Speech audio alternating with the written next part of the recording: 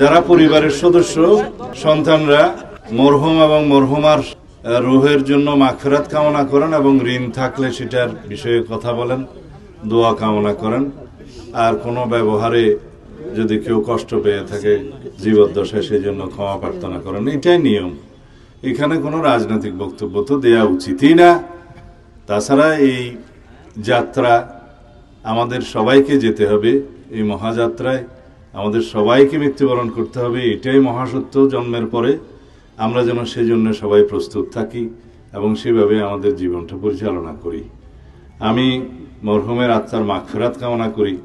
শোক সন্তপ্ত পরিবার, সন্তান সন্ততি, শুভানুধ্যায়ী পরিবার পরিজন, আত্মীয় স্বজন যারা আছে তাদেরকে যেন আল্লাহ রাব্বুল আলামিন সুখ বহন করার শক্তি দেন।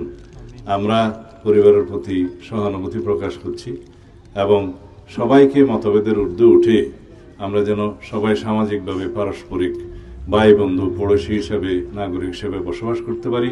সেই জন্য আমরা সবার সহযোগিতা কামনা করি এবং পারস্পরিক সহযোগিতার ভিত্তিতেই একটি শান্তিপূর্ণ সমাজ বিনির্মাণ হবে ইনশাআল্লাহ। আসসালামু আলাইকুম ওয়া রাহমাতুল্লাহ।